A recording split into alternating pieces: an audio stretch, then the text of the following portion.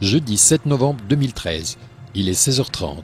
Une explosion vient de se produire dans ce bâtiment. Plusieurs personnes sont portées disparues. L'alarme est donnée.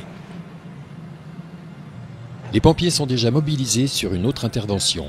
Il faudra composer avec d'autres forces vives. Les hommes du feu martignerins parviennent néanmoins à dépêcher leur poste de commandement. Un pompier prend la direction de l'intervention. Des membres du REDOG arrivent sur place. Ce sont eux qui rechercheront les victimes avec leurs chiens et leurs détecteurs électroniques. Ils assureront en outre la sécurité pour tous les intervenants à l'intérieur du bâtiment. Le premier ambulancier vient d'arriver. Il prend le rôle de leader. Avec l'officier pompier et chef d'intervention, il établit une première stratégie de prise en charge des patients et anticipe avec le 144 la montée en puissance de l'intervention. La recherche des victimes a commencé. Ce spécialiste du REDOG se sert d'un micro ultra sensible. Celui-ci permet de détecter le moindre signe de vie sous les décombres. Cet autre secouriste du REDOG utilise une caméra spéciale. Ces deux moyens de détection sont utilisés en complément du travail des chiens. Le médecin-chef des secours et l'ambulancier-chef des secours viennent d'arriver au poste de commandement. Le premier prend la direction médicale des opérations. Le second prend le relais de l'ambulancier leader. C'est lui qui dirige dorénavant la logistique et l'opérationnel des moyens sanitaires de l'intervention.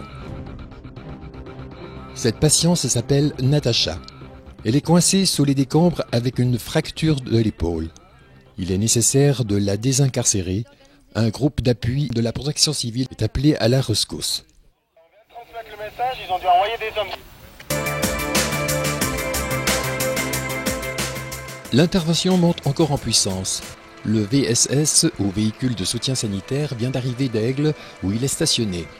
Les groupes d'appui sanitaire montent le PMA, ou poste médical avancé. Cette structure mobile éclairée et chauffée permet d'accueillir de 15 à 60 patients en fonction de la gravité de leurs blessures. La protection civile est arrivée sur les lieux avec des moyens lourds de désincarcération. Les ambulanciers prennent en charge Natacha. Dans le bâtiment, il reste de nombreuses personnes à dégager. Ces enfants ont été retrouvés indemnes près des décombres.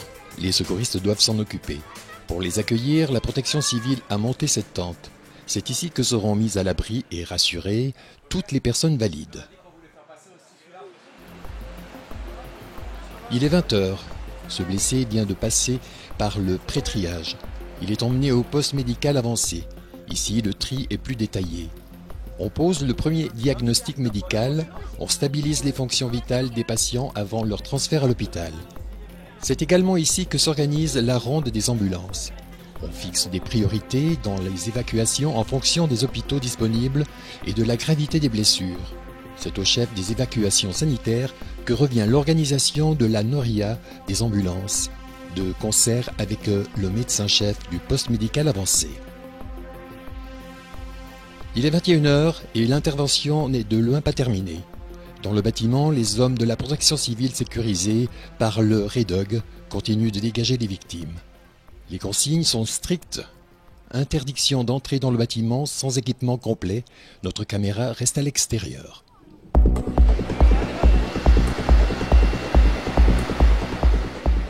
Un incendie vient de se déclencher aux environs du bâtiment. Les pompiers de Martigny, qui sont de retour de leur intervention, prennent les choses en main.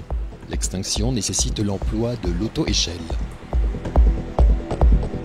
Avec sa centaine d'intervenants et ses 40 figurants, l'exercice Lomélina avait pour but de travailler la collaboration et la coordination des différents partenaires.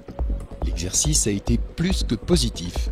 Ces hommes et ces femmes motivés en ont tiré du plaisir, mais surtout des enseignements pour mieux servir la population dans le futur. Des enseignements qui ont tout leur sens, étant donné le caractère sismique de notre région.